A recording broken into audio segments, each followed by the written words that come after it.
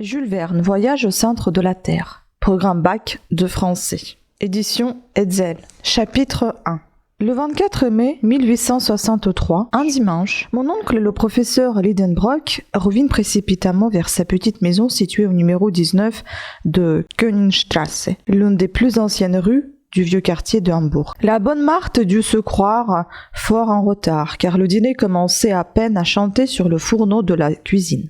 « Bon, me dis-je, si la faim, mon oncle, qui est le plus impatient des hommes, va pousser des cris de détresse. »« Déjà, monsieur Lidenbrock » s'écria la bonne Marthe stupéfaite, en entrebâillant la porte de la salle à manger. « Oui, Marthe, mais le dîner a le droit de ne point être cuit, car il n'est pas 2 heures. La demie vient à peine de sonner à Saint-Michel. Alors pourquoi monsieur Lidenbrock rentre-t-il ? Il ne le dira vraisemblablement. Le voilà, je me sauve, monsieur Axel. Vous lui ferez entendre raison. » Et la bonne Marthe regagna son laboratoire culinaire. Je restai seule, mais de faire entendre raison au plus irascible des professeurs, c'est ce que mon caractère un peu indécis ne me permettait pas. Aussi je me préparais à regagner prudemment ma petite chambre du haut, quand la porte de la rue cria sur ses gonds. De grands pieds firent craquer l'escalier de bois, et le maître de la maison, traversant la salle à manger, se précipita aussitôt dans son cabinet de travail. Mais pendant ce rapide passage, il avait jeté dans un coin sa canne à tête de casse-noisette. Sur la table, son large chapeau à poils rebroussés, et à son neveu, ses paroles retentissantes. « Axel, suis-moi !» Je n'avais pas eu le temps de bouger que le professeur me criait déjà avec un vif accent d'impatience. « Eh bien, tu n'es pas encore ici ?» Je me lançai dans le cabinet de mon redoutable maître. Otto Lidenbrock n'était pas un méchant homme. J'en conviens volontiers, mais à moins de changements improbables, il mourra dans la peau d'un terrible original. Il était professeur de Johannum et faisait un cours de minéralogie pendant lequel il se mettait régulièrement en colère 1 fois ou 2. Non point qu'il se préoccupait d'avoir des élèves assidus à ses leçons, ni du degré d'attention qu'elle lui accordait, ni du succès qu'il pouvait obtenir par la suite. Ces détails ne l'inquiétaient guère.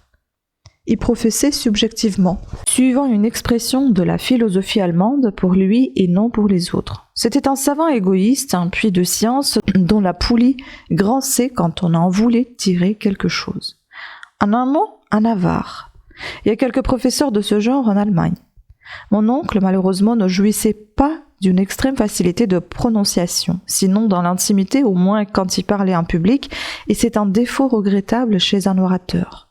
En effet, dans ses démonstrations au Johannum, souvent le professeur s'arrêtait court et luttait contre un mot récalcitrant qui ne voulait pas glisser entre ses lèvres un de ces mots qui résistent, se gonflent et finissent par sortir sous la forme peu scientifique d'un juron, de la grande colère. Or, il y a en minéralogie bien des dénominations semi-grecques, semi-latines, difficiles à prononcer, de ces rudes appellations qui écorcheraient les lèvres d'un poète. Je ne veux pas dire du mal de cette science, loin de moi, mais lorsqu'on se trouve en présence des cristallisations rhomboédriques, des résines rétinaphales, des gélénites, des phangasites, des molybdates de plomb, des tungstates de manganèse, des titaniates de zircone, il est permis à la langue la plus adroite de fourcher. Donc dans la ville, on connaissait cette pardonnable infirmité de mon oncle, et on en abusait, et on l'attendait au passage dangereux, et il se mettait en fureur, et l'on riait, ce qui n'est pas de bon goût même pour des Allemands. Ici, il y avait toujours grande affluence d'auditeurs au cours de Lidenbrock, combien les suivaient assidûment, qui venait surtout pour se dérider aux belles colères du professeur. Quoi qu'il en soit, mon oncle, je ne saurais trop le dire, était un véritable savant. Bien qu'il cassât parfois ses échantillons, à les essayer trop brusquement, il joignait au génie du géologue l'œil du minéralogiste. Avec son marteau, sa pointe d'acier, son aiguille aimantée, son chalumeau et son flacon d'acide nitrique, c'était un homme très fort. À la cassure, à l'aspect, à la dureté, à la fusibilité, au son, à l'odeur, au goût d'un minéral quelconque, il le classait sans hésiter parmi les 600 espèces que la science compte aujourd'hui. Aussi, le nom de Lidenbrock retentissait avec honneur dans les gymnases et les associations nationales.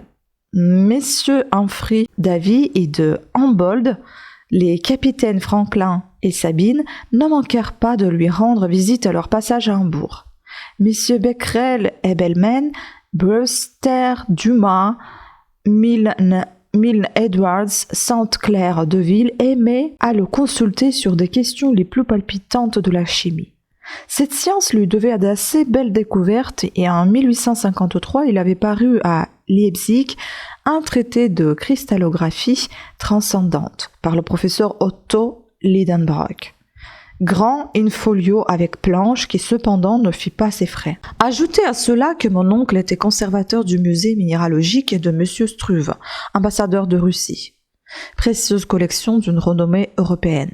Voilà donc le personnage qui m'interpellait avec tant d'impatience. Représentez-vous un homme grand, maigre, d'une santé de fer et d'un blond juvénile qui lui ôtait 10 bonnes années de sa cinquantaine. Ses gros yeux roulaient sans cesse derrière des lunettes considérables, son nez long et mince ressemblait à une lame affilée, les méchants prétendaient même qu'il était aimanté et qu'il attirait la limaille de fer. Pure calomnie, il n'attirait que le tabac, mais en grande abondance, pour ne point mentir. Quand j'aurais ajouté que mon oncle faisait des enjambées mathématiques d'une demi-toise, et si je dis qu'en marchant il tenait ses poings solidement fermés, signe d'un tempérament impétueux. On le connaîtra assez pour ne pas se montrer friand de sa compagnie. Il demeurait dans sa petite maison de Königstrasse, une habitation moitié bois, moitié brique à pignon dentelé. Elle donnait sur l'un de ces canaux sinueux qui se croisent au milieu du plus ancien quartier de Hambourg que l'incendie de 1842 a heureusement respecté. La vieille maison penchait un peu, livrée et tendait le ventre passant. Elle portait son toit incliné sur l'oreille, comme la casquette d'un étudiant de la Tugendbund. L'aplomb de ces lignes laissait à désirer. Mais en somme, elle se tenait bien, grâce à un vieil orme vigoureusement encastré dans la façade, qui poussait au printemps ses bourgeons en fleurs à travers les vitraux des fenêtres. Mon oncle ne laissait pas d'être riche, pour un professeur allemand. La maison lui appartenait en toute propriété, contenant et contenu.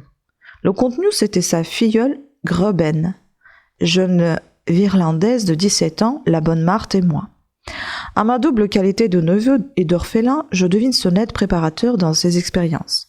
J'avouerai que je mordis avec appétit aux sciences géologiques. J'avais du sang de minéralogiste dans les veines et je ne m'ennuyais jamais en compagnie de mes précieux cailloux.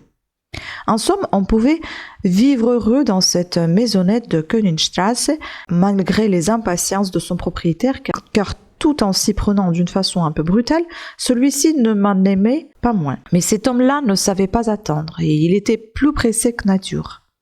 Quand en avril il avait planté dans les pots de faïence de son salon des pieds de Reseda ou de Volubili, chaque matin, il allait régulièrement les tirer par les feuilles afin de hâter leur croissance. Avec un pareil original, il n'y avait qu'à obéir. Je me précipitai donc dans son cabinet. Chapitre 2. Ce cabinet était un véritable musée. Tous les échantillons du règne minéral s'y trouvaient étiquetés avec l'ordre le plus parfait, suivant les 3 grandes divisions des minéraux inflammables, métalliques et lithoïdes.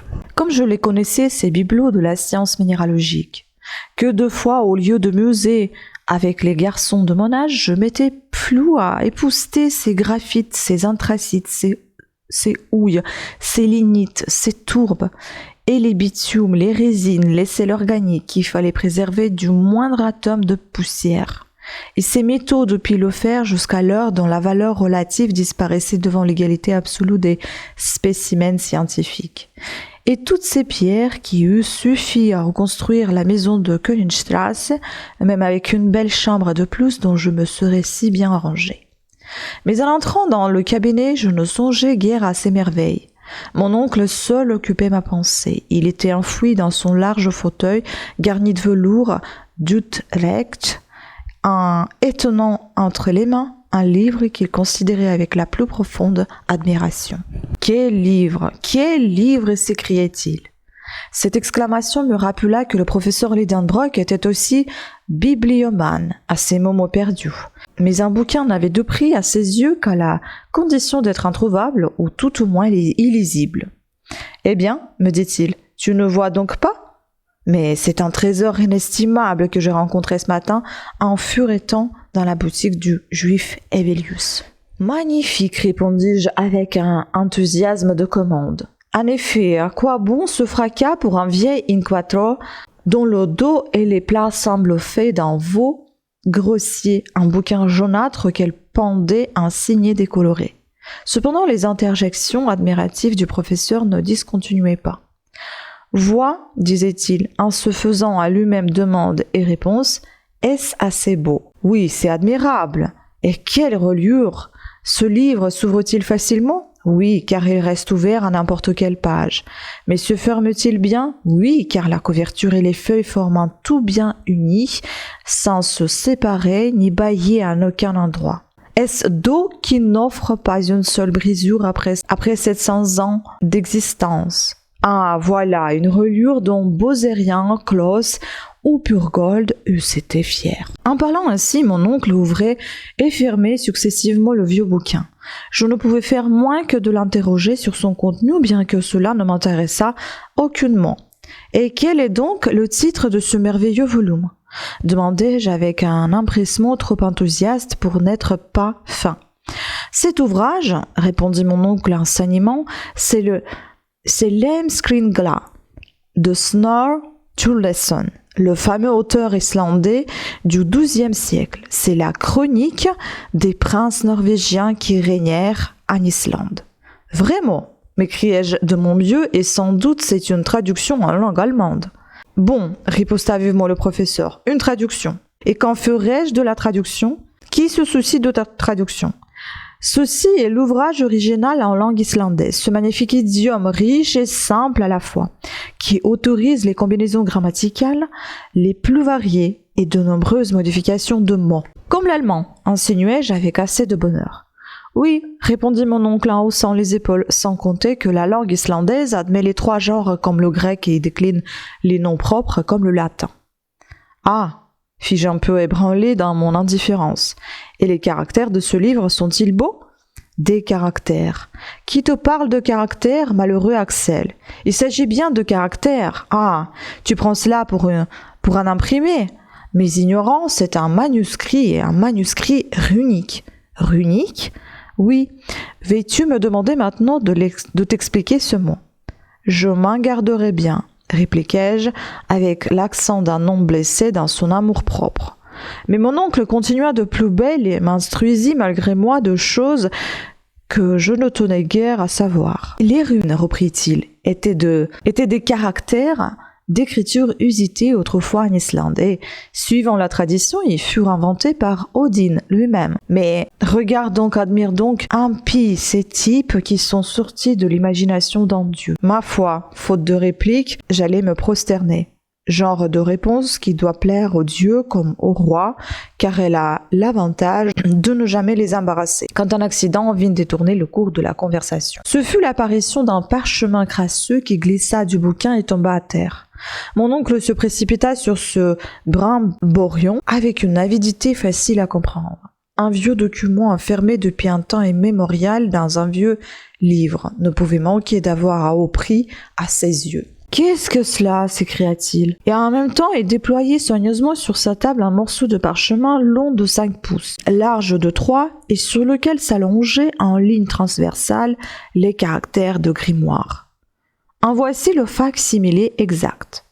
Je tiens à faire connaître ces signes bizarres car ils amenèrent le professeur Lidenbrock et son neveu à entreprendre la plus étrange expédition du XIXe siècle. Le professeur considéra pendant quelques instants cette série de caractères puis dit en relevant ses lunettes. C'est du runique. Ces types sont absolument identiques à ceux du manuscrit de Snorre Sturleson. Mais qu'est-ce que cela peut signifier ? Comme le runique me paraissait être une invention de savant, pour mystifier le pauvre monde, je ne fus pas fâché de voir que mon oncle n'y comprenait rien. Du moins cela me sembla ainsi au mouvement de ses doigts qui commençaient à s'agiter terriblement. « C'est pourtant du vieil islandais, murmura-t-il, entre ses dents. Et le professeur Lidenbrock devait bien s'y connaître, car il passait pour être un véritable polyglotte. Non pas qu'il parlât couramment les 2000 langues et les 4000 idiomes employés à la surface du globe, mais enfin il en savait sa bonne part. Il allait donc, en présence de ces difficultés, se livrer à toute l'impétuosité de son caractère, et je prévoyais une scène violente, quand 2 heures sonnèrent au petit cartel de la cheminée. Aussitôt la bonne Marthe ouvrit la porte du cabinet en disant « La soupe est servie !»« Au diable la soupe !» s'écria mon oncle, « et celle qui l'a faite et ceux qui la mangeront !» Marthe s'enfuit. Je volai sur ses pas, et sans savoir comment je me trouvais assis à ma place habituelle dans la salle à manger. J'attendis quelques instants, le professeur ne vint pas. C'était la première fois à ma connaissance qu'il manquait à la solennité du dîner. Et quel dîner cependant! Une soupe au persil, une omelette au jambon relevé d'oseille et à la muscade, une longe de veau à la compote de prunes et pour dessert des crevettes au sucre, le tout arrosé d'un joli vin de la Moselle. Voilà ce qu'un vieux papier allait coûter à mon oncle. Ma foi, en qualité de neveu dévoué, je me crus obligé de manger pour lui, en même temps que pour moi, ce que je fis en conscience. Je n'ai jamais vu chose pareille, disait la bonne Marthe. Monsieur Lidenbrock qui n'est pas à table, c'est à ne pas le croire. Cela présage quelque événement grave, reprenait la vieille servante, hochant la tête.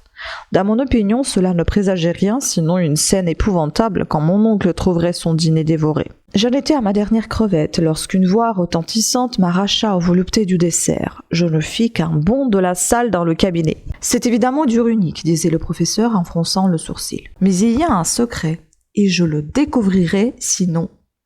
Un geste violent acheva sa pensée. « Mets-toi là », ajouta-t-il en m'indiquant la table du poing et écrit. En un instant, je fus prêt.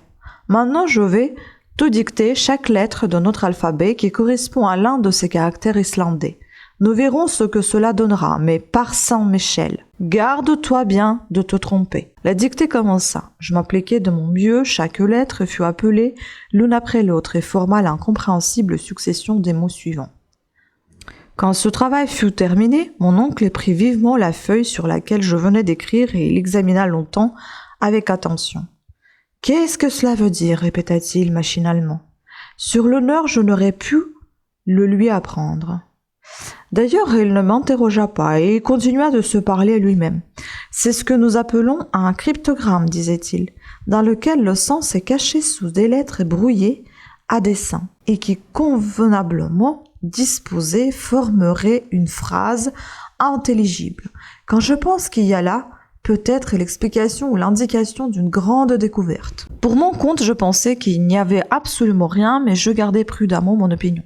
Le professeur prit alors le livre et le parchemin, et il les compara tous les deux. « Ces deux écritures ne sont pas de la même main, dit-il. Le cryptogramme est postérieur au livre, et j'en vois tout d'abord une épreuve irréfragable. En effet, la première lettre est une double M, qu'on cherchait vraiment dans le livre de Turleson, car elle ne fut ajoutée à l'alphabet islandais qu'au XIVe siècle. Ainsi donc, il y a au moins 200 ans entre le manuscrit et le document. Cela, j'en conviens, me parut assez logique. Je suis donc conduit à penser, reprit mon oncle, que l'un des possesseurs de ce livre aura tracé ces caractères mystérieux. Mais qui diable était-ce possesseur? N'aurait-il point mis son nom à quelque endroit de ce manuscrit? Mon oncle releva ses lunettes, prit une forte loupe et passa soigneusement en revue les premières pages du livre. Au verso de la seconde, celle du faux titre. Il découvrit une sorte de macule qui faisait à l'œil l'effet d'une tache d'encre. Cependant, en y regardant de près, on distinguait quelques caractères à demi effacés. Mon oncle comprit que là était le point intéressant. Il s'acharna donc sur la macule et sa grosse loupe aidant et finit par reconnaître les signes que voici, caractère unique qui fut sans hésiter.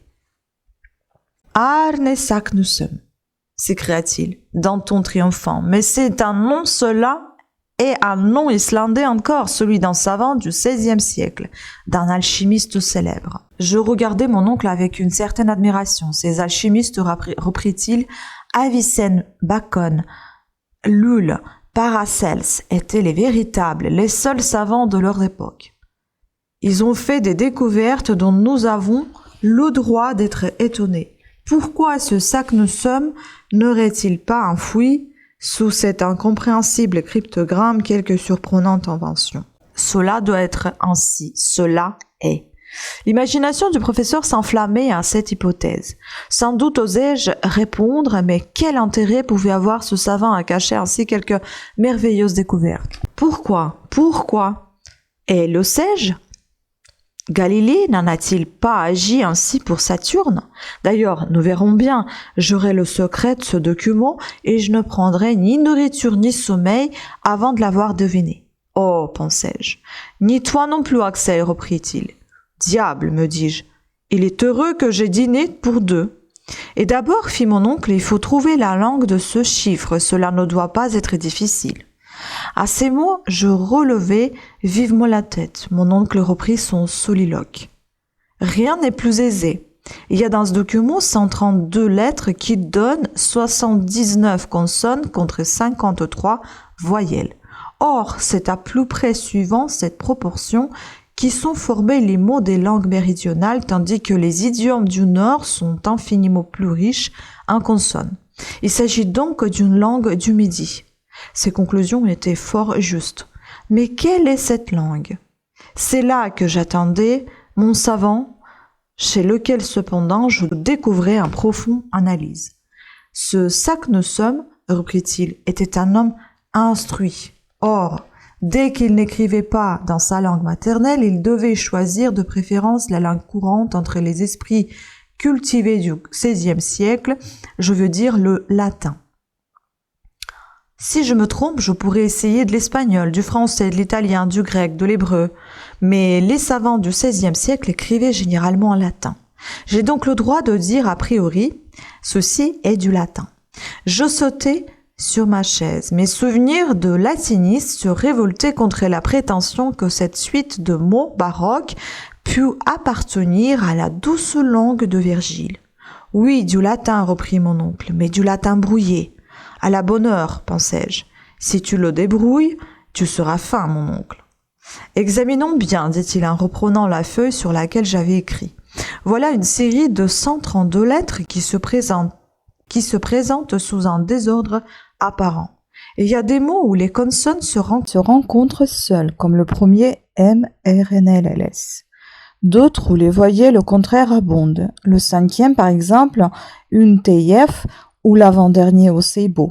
Or, cette disposition n'a évidemment pas été combinée. Elle est donnée mathématiquement par la raison inconnue qui a présidé à la succession de ces lettres. Il me paraît certain que la phrase primitive a été écrite régulièrement, puis retournée suivant une loi qu'il faut découvrir. Celui qui posséderait la clé de ce chiffre le lirait couramment. Mais quelle est cette clé? Axel, as-tu cette clé? À cette question, je ne répondis rien, et pour cause, mes regards s'étaient arrêtés sur un charmant portrait suspendu au mur. Le portrait de Groben. La pupille de mon oncle se trouvait alors à Altona, chez une de ses parentes. Et son absence me rendait fort triste, car, je puis l'avouer maintenant, la jolie Virlandaise et le neveu du professeur s'aimaient avec toute la patience et toute la tranquillité allemande. Nous nous étions fiancés à l'insu de mon oncle, trop géologue pour comprendre de pareils sentiments. Groben, c'était une charmante jeune fille blonde aux yeux bleus, d'un caractère un peu grave, d'un esprit un peu sérieux, mais elle ne m'en aimait pas moins. Pour mon compte, je l'adorais, si toutefois ce verbe existe dans la langue tudesque. L'image de ma petite Virlandaise me rejeta donc en un instant, du monde des réalités dans celui des chimères, dans celui des souvenirs. Je revis la fidèle compagne de mes travaux et de mes plaisirs. Elle m'aidait à ranger chaque jour les précieuses pierres de mon oncle et les étiquetait avec moi. C'était une très forte minéralogiste que mademoiselle Groben. Elle en eût remonté à plus d'un savant. Elle aimait à approfondir les questions ardues de la science, que de douces heures nous avions passées à étudier ensemble. Et combien j'enviais souvent le sort de ces pierres insensibles qu'elle maniait de ses charmantes mains. Puis l'instant de la récréation venue.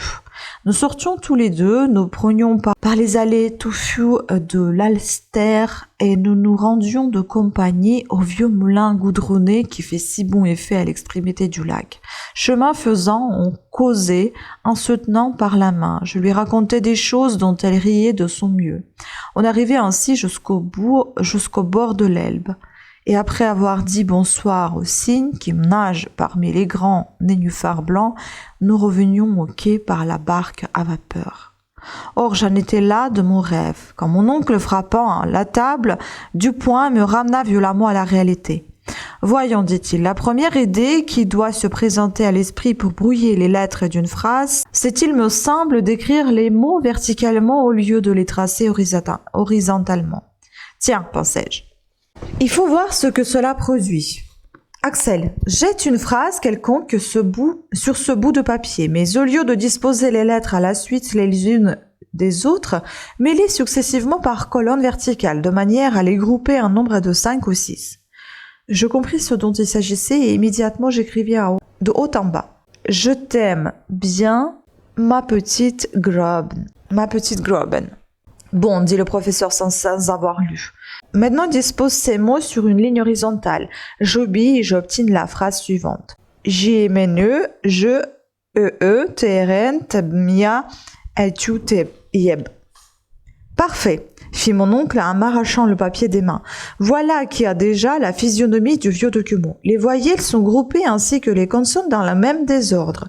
Et il y a même des majuscules au milieu des mots ainsi que des virgules, tout comme dans le parchemin de Saknussemm. Je ne puis m'empêcher de trouver ces remarques fort ingénieuses.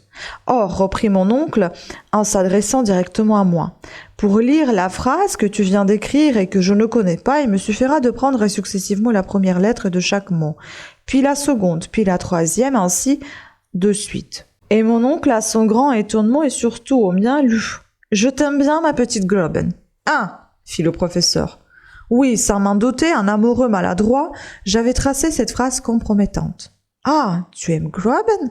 reprit mon oncle d'un véritable ton de tuteur. « Oui, non, balbutiai-je. »« Ah, tu aimes Groben ?» reprit-il machinalement. « Eh bien, appliquons mon procédé au document et en question. » Mon oncle retombait dans son absorbante contemplation, oubliait déjà mes imprudentes paroles. Je dis imprudente car la tête du savant ne pouvait comprendre les choses du cœur. Mais heureusement, la grande affaire du document l'emporta. Au moment de faire son expérience capitale, les yeux du professeur Lidenbrock lancèrent des éclairs à travers ses lunettes. Ses doigts tremblèrent lorsqu'il reprit le vieux parchemin. Il était sérieusement ému.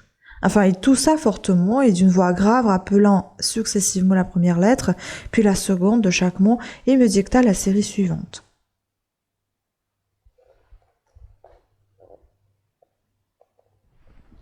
En finissant, je l'avouerai, j'étais émotionnée. Ces lettres nommées une à une ne m'avaient présenté aucun sens à l'esprit. J'attendais donc que le professeur laissât se dérouler pompeusement entre ses lèvres une phrase d'une magnifique latinité. Mais qui aurait pu le prévoir? Un violent coup de poing ébranla la table, l'encre rejaillit, la plume me sauta des mains. « Ce n'est pas cela !» s'écria mon oncle. « Cela n'a pas le sens commun. » Puis traversant le cabinet comme un boulet, descendant l'escalier comme une avalanche, il se précipita dans Königstrasse, il s'enfuit à toutes jambes.